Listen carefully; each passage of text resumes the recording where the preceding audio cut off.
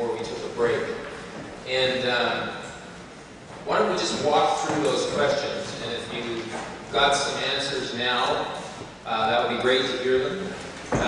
If you think of something later, or you don't want to say it now, you want to say it later, you can provide that either verbally or send it in writing. And they're, at least from the planning office's perspective, pretty important questions with respect to how they proceed with involving you or creating opportunities to involve you. So the first question is about this Integrated Oceans Advisory Committee. And you see, if you look at this document that's on the table, and it's called Engagement Strategy. And it's unfortunately it doesn't actually have a page number. Oh, right. In the swirl. In the wave. Right. On the side of the page. So on page 6, right in the middle of the document.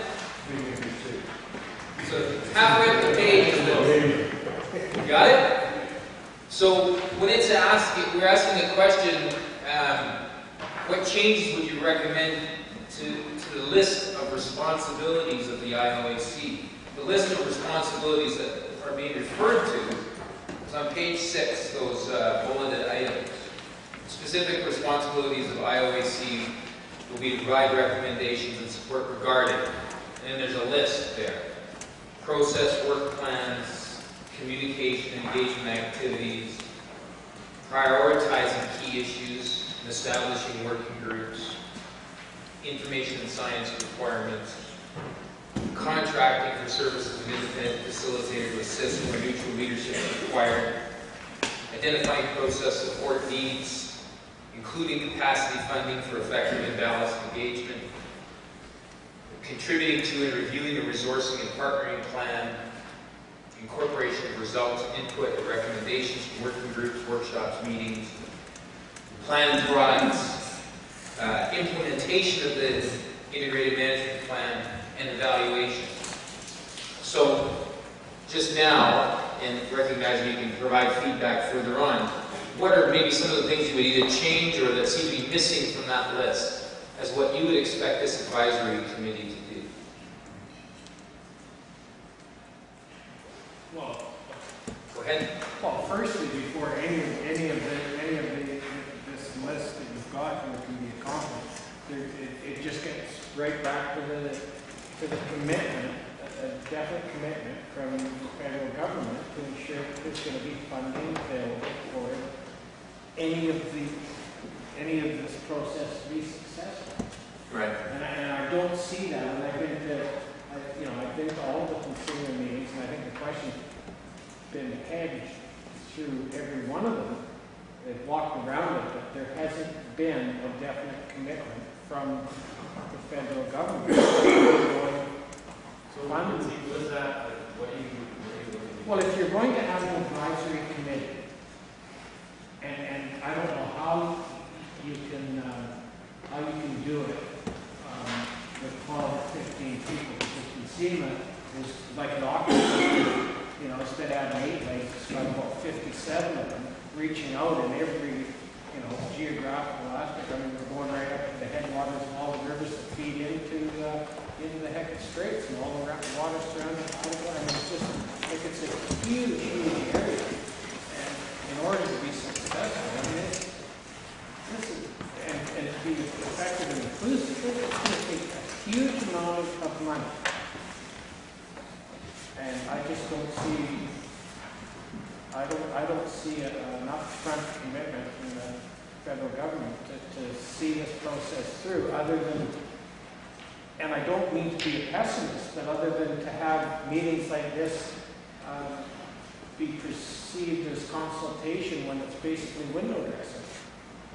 That's what I don't want to see happen to this process. I think the goals are great, and the ideals are where they should be.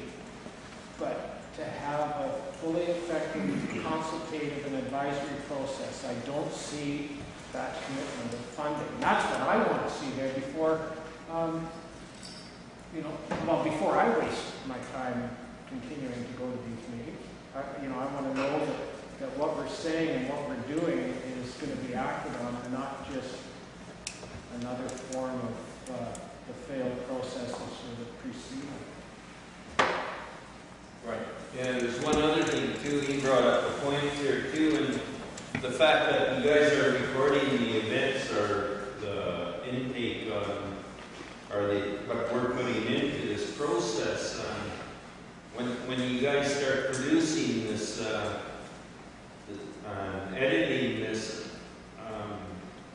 what's the process that you're going through, given this is the first one, I think you also have to, through that process, you have to present the negative comments that have been put to this table, to this process too, so that everybody has a clear understanding. We don't want a glossy 3D picture that looks perfect. You know, if that's, because nothing is perfect today. We're in so much trouble here that people have to know what we feel about the history of DFOs, past actions, and different programs that they put forward. You know, and you know, I think you said this is the first of many workshops you're going to be doing. Now, in order for this process to work, those things have to be identified with and put forward. It gives you more transparency, more accountability. Thank you. So, in addition to sufficient resourcing for the advisory committee to be workable and effective, are there any other things that you want to say about it right now before we move on to working groups?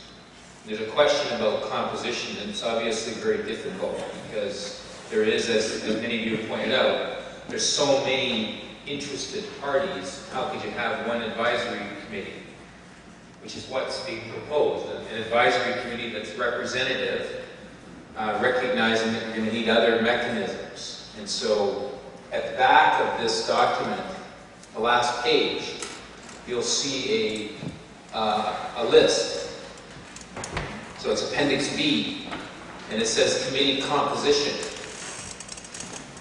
And this is what's being proposed as a potential participation breakdown. Is that a fair way of saying it?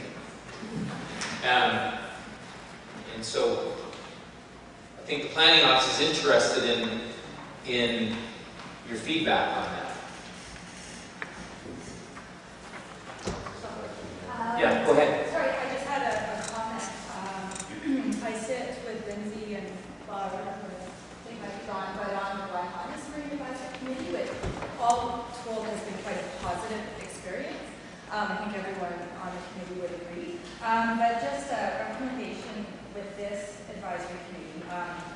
Occasionally what happened with us is that a document came to us to look at and give our advice on, but sort of after it had already really been completed. And so I think it's important when you get this group together and you're giving them information to advise on, that it gets to that group at a stage where you really are taking in advice, and not sort of, okay, this is the product we've created, it's being sent out tomorrow, here you can have a couple days to look at it. So just, I guess, a little advice from what we learned in our community, that if it's an advisory committee, it really needs to advise on documents. Certainly a response to the question of how you would make this thing effective, to ensure you engage them early on before, rather than it's just kind of trying to rubber stamp something here. Okay. There's one other thing that's missing, and I take this quite seriously, is an insult. There's nothing about First Nation fishery, food fishery,